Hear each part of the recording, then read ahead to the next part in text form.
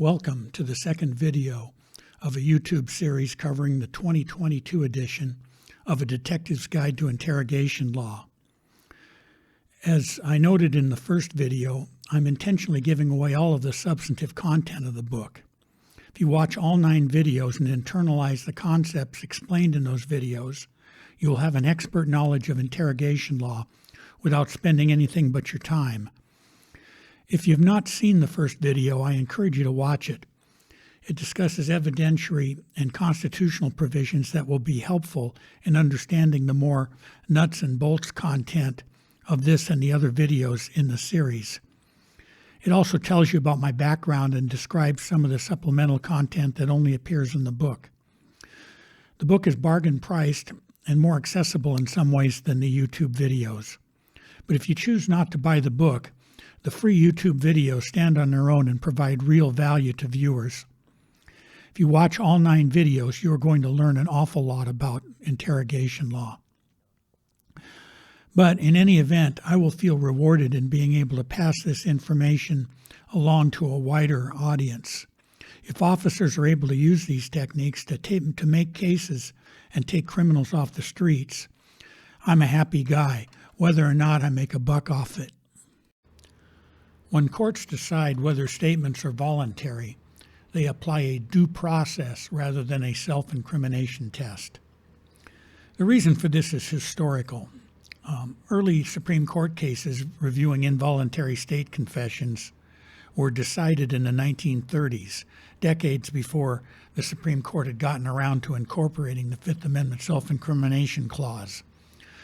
Rather than incorporating Fifth Amendment self-incrimination, the court based its voluntariness rule on 14th Amendment due process, which by its terms applied to the states. And they continued to do this even after the Fifth Amendment self-incrimination was incorporated in 1964. Consequently, confessions are suppressed in state and federal courts if they have been obtained by methods which deprive the defendant of due process. Specifically, the test is whether, under the totality of the circumstances, as a result of state action, the defendant's will has been overborne. This due process standard does double duties. As we shall see in video 4, it also used to judge the voluntariness of Miranda waivers. As described above, courts evaluate voluntariness by looking at the totality of the circumstances, which includes the circumstances of the accused and the details of the interrogation. That means that one or more negative factors standing alone do not make a confession involuntary, especially when positive factors exist.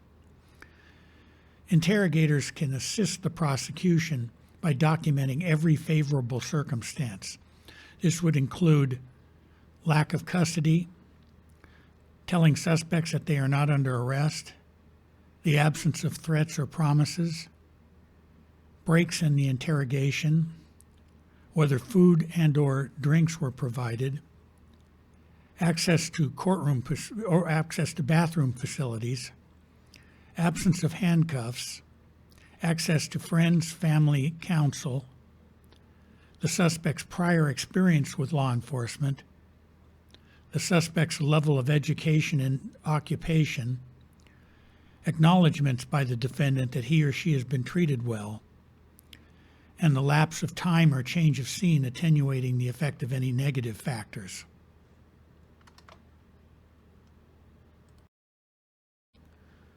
Although the circumstances of the accused are properly considered in the totality of the circumstances, a finding of due process involuntariness always requires a finding of misconduct by a government actor. For example, if an insane person walks up to a police officer and confesses to a crime, and the officer does not know that the suspect was insane and did not engage in any misconduct, there is no violation of due process. The proper focus in evaluating a due process voluntariness claim is on the actions of the police. There must be knowledge and exploitation of the suspect's vulnerability. We call that the state action requirement. If there is no police misconduct causally related to the confession, there is no basis for a finding that a state actor has deprived a criminal defendant of due process of law. Investigators sometimes use tricks or deceit to obtain a confession. They may, for example, misrepresent accomplice statements or lie about physical evidence. Interrogator dishonesty is a negative factor under the totality of the circumstances test, but the defendant's statement will nevertheless be admitted if, under all of the circumstances, it was voluntarily made. A physical beating with the intent to obtain a confession will almost certainly result in the suppression of the confession, with potential criminal liability for the officer. Otherwise, claims of physical abuse are subject to the totality of the circumstances test, and a court may admit statements made by injured defendants if the statements were otherwise voluntarily made. Reports of physical abuse by police to obtain confessions are rare. Beyond being unlawful, experienced investigators recognize that physical abuse is ineffective. The few case decisions involving physical injuries to suspects typically involve fights with arresting officers who were not later involved in the interrogation. Threats and promises are, for the most part, logically the same thing. For example, threats to arrest suspects if they don't cooperate and promises not to arrest suspects if they do cooperate are not meaningfully different. There was a late 19th century Supreme Court case, Bram versus United States, that suggested that confessions obtained by a direct or implied promise, however slight, were per se inadmissible, that is, inadmissible even if they were voluntarily made. That case was overruled by the United States Supreme Court in a 1991 case, Arizona versus Fulminante. The test for most threats and promises is the totality of the circumstances. Certain types of promises, though, that a statement will not be used against the suspect, that the suspect will not be prosecuted, or that the sentence will be reduced, are treated more rigorously by the courts. If the promise is explicit enough and the connection between the statement and the confession is strong, courts are highly likely to suppress a statement, even without other negative circumstances. It won't always work, but get the suspect to acknowledge at the end of the interview that there were no promises. Where the meaning of ambiguous statements about leniency and cooperation are later parsed in court, it is a critical fallback position for the prosecution to be able to argue that the suspect did not, at that time, view the ambiguous statement as a promise. The other fallback position is to argue that the suspect would have confessed with or without the promise. This is a difficult task, to say the least. The best course of action is to avoid making such promises in the first place.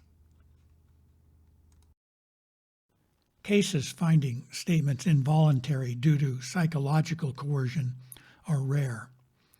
Some officers use the read technique, expressing confidence in the strength of the case while minimizing the gravity of the offense and presenting optional explanations for the crime, both explanations being incriminating but one less reprehensible, thus prompting the suspect to adopt the more socially accepted explanation.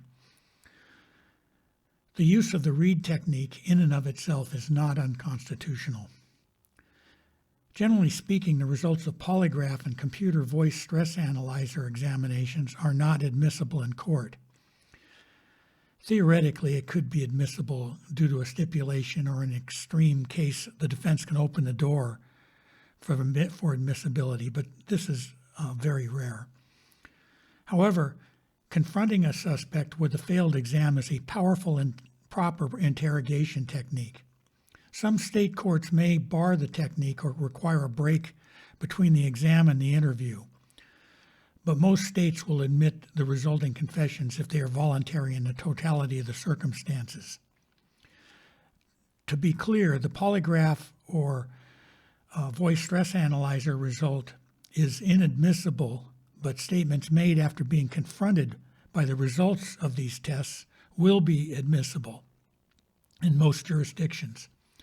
your polygraph operator or CVSA technician will know your jurisdiction's ground rules. As noted earlier in this video, circumstances of the accused are part of the totality of the circumstances, but must be accompanied by some sort of police misconduct, that is, state action. There must be knowledge and exploitation of the suspect's vulnerability. That being said, circumstances of the accused typically include drug and alcohol intoxication, physical injury and discomfort, youth, lack of education, low IQ. So, you made it to the end. Thanks for that. This is the second video in a YouTube series covering the 2022 edition of A Detective's Guide to Interrogation Law. If you have comments about the presentation or questions about some of the points I've tried to make in the video, I can be reached by email at contact@trialdex.com. The next video covers non-Miranda self-incrimination. We'll talk about the raise or waive rule, use immunity, derivative use immunity, compelling suspects to unlock computers and cell phones, special issues involved in interviewing public employees, and admissions made by suspects who are in treatment or rehabilitation programs. I hope to see you there.